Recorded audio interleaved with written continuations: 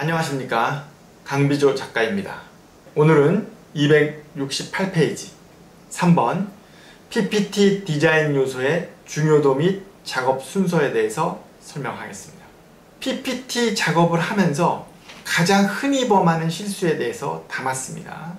실제로 현장에서 너무나도 많이 벌어지고 있는 일이고요. 출발 자체가 잘못됐기 때문에 좋은 결과물을 만들어내기가 어렵고, 좋은 결과물을 만들어내더라도 우여곡절이 많고 노력과 에너지를 많이 소비해야 되는 그런 방식이 되기 쉽습니다. 따라서 이번 내용을 잘 숙지해 주십시오. 277페이지 외워야 산다입니다. 1번 PPT 구성의 4요소에는 중요도에서 우선순위가 있다.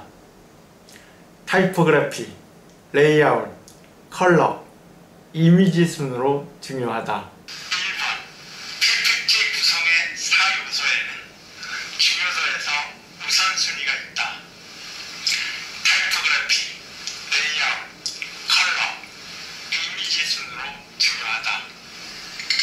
파워포인트, 즉 PPT를 구성하는 요소를 4가지로 볼 수 있습니다. 그 4가지 요소 중에서 뭐가 제일 중요하냐? 당연히 글이 제일 중요합니다. 글을 디자인한 타이포그래피가 제일 중요합니다. 그 다음이 레이아웃, 컬러, 이미지가 가장 안 중요하다는 점을 꼭 이해하셔야 됩니다.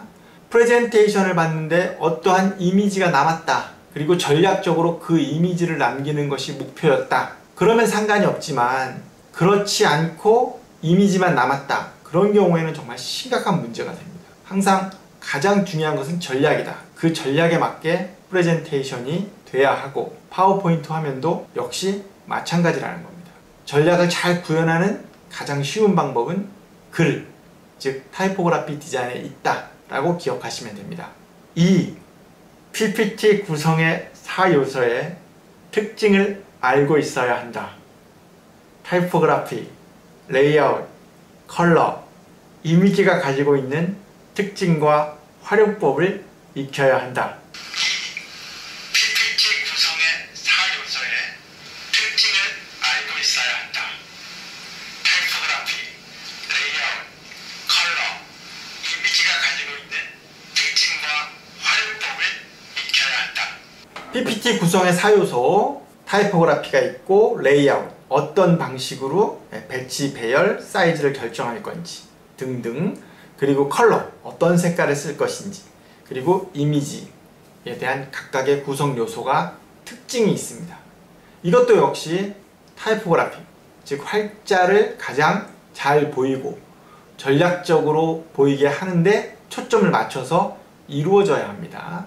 3번 PPT 구성의 4요소의 중요도는 PPT 작업의 순서와 동일하다. 타이포그래피, 레이아웃, 컬러, 이미지 순서로 작업한다. 3번 PPT 구성의 4요소의 중요도는 PPT 작업의 순서와 동일하다. 타이포그래피, 레이아웃, 컬러, 이미지 순서로 작업한다. 자, 외우셔야 됩니다. PPT 구성의 4요소의 중요도, 타이포그래피, 레이아웃, 컬러, 이미지라고 말씀드렸습니다. 이 중요도 순서는 작업의 순서와 똑같습니다. 파워포인트 작업을 할 때 타이포그래피 작업이 먼저 이루어져야 되고요. 그 다음에 거기에 맞게 레이아웃을 짜고요. 그리고 거기에 맞는 컬러를 입히고 나머지 이미지를 입히는 겁니다. 현장에서는 이거를 반대로 하는 사람들도 너무 많이 봤습니다. 그러니까 제대로 잘 만들기가 굉장히 어려운 거예요. 이미지를 먼저 세팅하고 이미지에 맞는 컬러를 먹이고 그 다음에 이미지에 맞게 레이아웃을 짜고 거기에 맞춰서 타이포그래피, 즉 활자를 입히는 식으로 작업하는 분들도 있습니다. 잘못된 방식이고요. 엄청나게 고생합니다. 파워포인트 구성의 4요소, 중요도는 작업의 순서다. 이렇게 외우시면 됩니다. 4.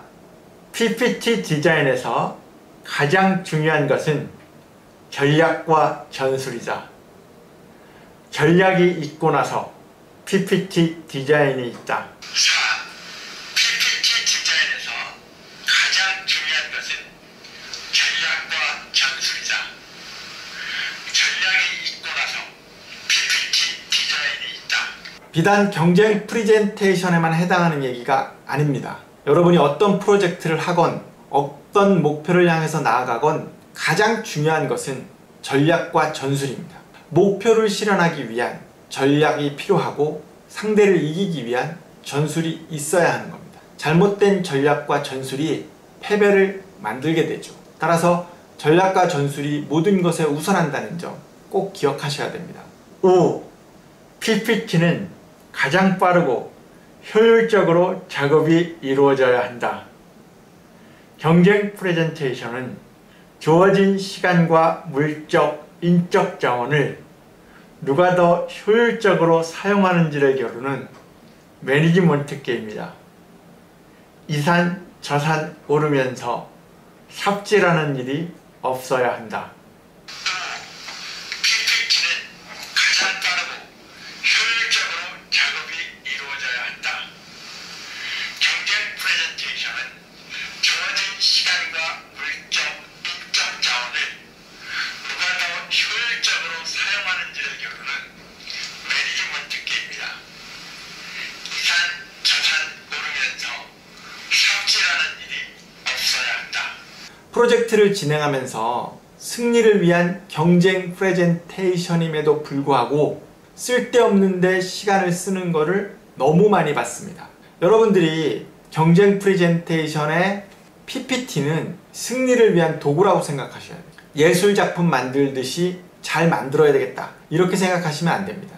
우리에게 주어진 시간이나 노력을 최대한 잘 활용해서 빠른 시간 안에 만들 수 있도록 하는 것이 필요합니다. 턴키라든가 기타 등등 경쟁 프로젝트는 무엇을 겨루는 게임이냐 라고 제가 질문을 하면 대답을 하시는 분들이 잘 없으세요. 실력을 겨룬다, 팀워크를 겨룬다 그런 게 아닙니다. 여러분, 경쟁 프레젠테이션과 이 경쟁 프로젝트는 주어진 시간과 물적, 인적 자원을 누가 더 효율적으로 써서 승리할 수 있는 상태를 만드느냐를 겨루는 매니지먼트 게임이에요. 실제로 턴키를 많이 하시거나 경쟁 프로젝트를 많이 하신 분들도 게임의 본질을 잘 모르십니다. 게임의 본질은 매니지먼트 게임이에요. 매니지먼트. 주어진 자원과 물적, 인적 자원이 상대방과 큰 차이가 난다면 쉽게 승리할 수 있겠죠. 아무렇게나 대충 싸워도. 그러나 대부분의 경쟁 프레젠테이션은 대부분 다 실력 있는 사람들이 옵니다. 그래서 따지고 보면 정해진 시간이 있고 그리고 주어지는 물적, 인적 자원들이 대부분 다 대동소이해요. 결국 똑같이 주어진 재료를 가지고 누가 더 좋은 물건을 만들어낼 수 있느냐를 겨루는 게임이란 말입니다. 매니지먼트가 가장 중요합니다. 축구로 치면 선수보다 더 중요한 게 감독이죠. 어떤 감독이 팀을 매니지먼트 했느냐에 따라서 성적이 달라지는 것처럼 턴키 역시 경쟁 프레젠테이션 역시 누가 매니지먼트 하느냐 어떻게 매니지먼트 하느냐에 따라서 달라지는 겁니다. 이산 저산 오르면서 시간 쓰고 노력 쓰고 팀원을 지치게 하고 이러면서 승리할 수는 없어요. 제가 현장에서 겪었던 생생한 이야기들을 따로 또 풀어놓는 시간이 있겠습니다만 가장 중요한 것은 매니지먼트다. 결국 팀을 결정하는 것은 보스, 팀장이 가장 큰 역할을 수행합니다. 전쟁터에서는 역시 장수가 가장 중요한 거죠. 이순신이라는 장수가 12척의 배로 큰 승리를 만들어낼 수 있지 않습니까? 축구에서도 역시 히딩크가 와서 우리를 4강까지 올려놓지 않습니까? 매니지먼트 가장 중요하다는 거 꼭 기억하십시오. 지금까지 강병희 작가였습니다. 감사합니다.